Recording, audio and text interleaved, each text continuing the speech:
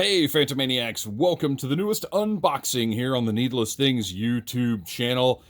Today's review is brought to you by Audible Interlude, a G.I. Joe podcast available the first Friday of every month wherever you get your podcasts.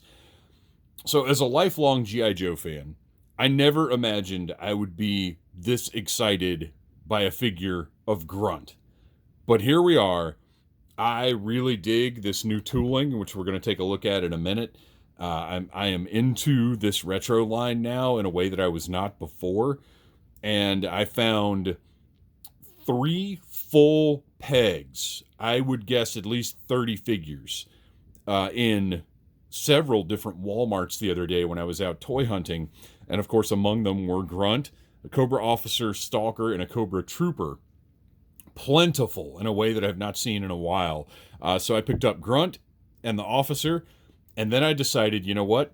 Maybe I'm going to start a Mint on Card collection of these new tooling figures, because my hope is that they're going to use this buck to redo the original Joes from 1982, because you basically can. I would love to see that. So in the event that might be happening, I'm starting a Mint on Card collection of these retro Joes. And Grunt is well, honestly, Stalker and the Cobra Trooper are the first ones, but those were, it took 2 more before I thought, oh, they're really doing something new and interesting to me. So here we go. Let's take a look at Grunt. The packaging is beautiful. The card, I feel like, is maybe slightly better than than the first releases, but still not as thick as it should be. But I was able to buy 4 mint figure, like minty mint. You can take a look at this guy, and this is actually the one, because I bought 2 Grunts. This is the one that looks less good of the ones that I got, and the only reason it does, it's got, you can see right here, there's a little, just from shipping, there's a little dent in the card. You can't really see it on the back. But I mean, this guy is minty mint, aside from the dent. But I've got one that's even mintier. So I'm going to do it. I'm going to do it. And let's just go ahead and open. Well, okay, wait. There are a couple more things I want to say about the card. We're missing the white trim around the edge. And you know what? At this point in the line, it's not really bothering me. The only thing that bothers me here is that we're missing Real American Hero. That still is a point of contention for me, but that's not coming back. So if you want to buy Joe's, this is what you're going to get. Robert Grunt Graves, obviously that's a copyright thing. And on the back of the card, we still have the ugly 5-language file card that isn't even worth reading, quite frankly. Very disappointing, but we do have a nice cross-sell down here, so I like that. And to me, where this collection started was with this Lady J, because she was kind of the first really good new figure in this line. The Duke was horrible. The Cobra Commander was, I guess, unnecessary. So that's where we're at. Let's open this guy up.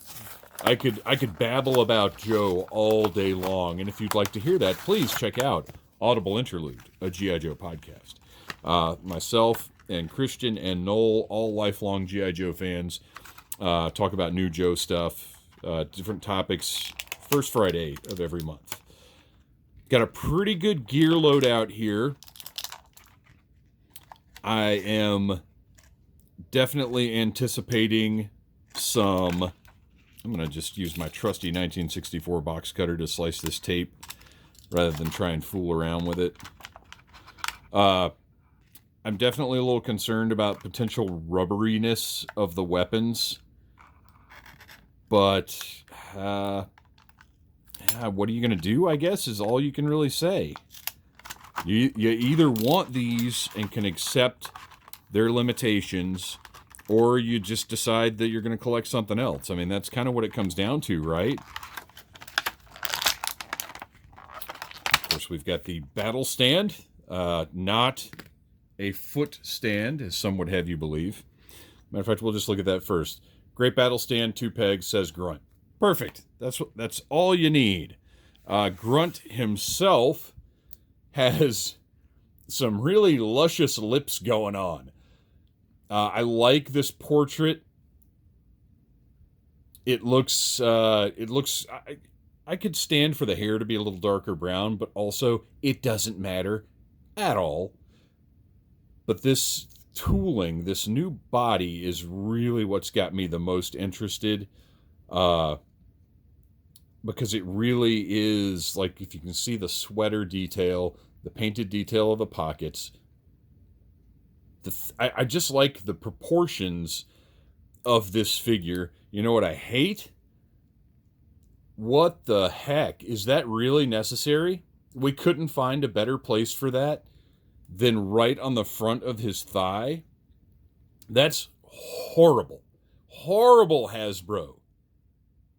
Put that, well, first of all, don't put it anywhere, but if you have to put that on there, which I guess you have to put it on there, put it on the, I don't know, just somewhere else. That is absolutely rotten. Almost a figure ruining. I mean, it is. Man, I was so excited about this figure, and I got to tell you that really does ruin the figure. Like, how am I going to put this on the shelf with that stupid production ID just right in the front of his thigh, totally visible? That's absolutely rotten, Hasbro. Completely unacceptable. Ooh. Oh, I hate to see that because everything else about him looks so great. The web gear looks fantastic. The painted belt buckle, the grenade. This is the detail I wanted on my Joes when I was a kid. And again, to go to the proportions of this guy, I'm going to very carefully bend that elbow. The elbow's fine. So we've got a swivel and a nice deep pivot right there. I think that's great. It's a shame. The figure is designed so well. We've got a nice double jointed knee that even when it's bent, the profile still looks pretty good. They've done a great job with that. Got a swivel at the boot top. We've got the ankles. There's a really rubbery plastic right there. But you can see how the ankle works. And that's probably, I'm curious to see that just pops right off, which is okay. That doesn't bother me because it's not like it falls right off. It pops right off. The green laces on the boots, kind of recreating the original Joe look. And then up here, we've got a pretty good torso joint. And then we've got a waist swivel, which, at this scale is fine. It bothers me at a larger scale, but it's fine here, especially covered up by the web gear as it is. Gosh, this figure looks so great, except for that freaking printing right there. Why would you do that? Who okayed that? Who thought, oh, that's a good place to put that? Put it up here. Put it on his butt even. Although that would be terrible, but it would be better than visible from the front of the figure. All right, well, let's kit this guy out now. He comes with the sort of standard-looking G.I. Joe helmet. It's an update with larger holes on the side here, but looks good. See how well it fits on his noggin. Perfectly. Perfect fit. Looks great. And again, let's take a look at the paint on the face. I got so busy looking at the paint on his thigh. His lips are a little much, but he looks great. Eyes look great. Eyebrows look great. I like it. His backpack is kind of an updated, larger version of the original Grunt backpack.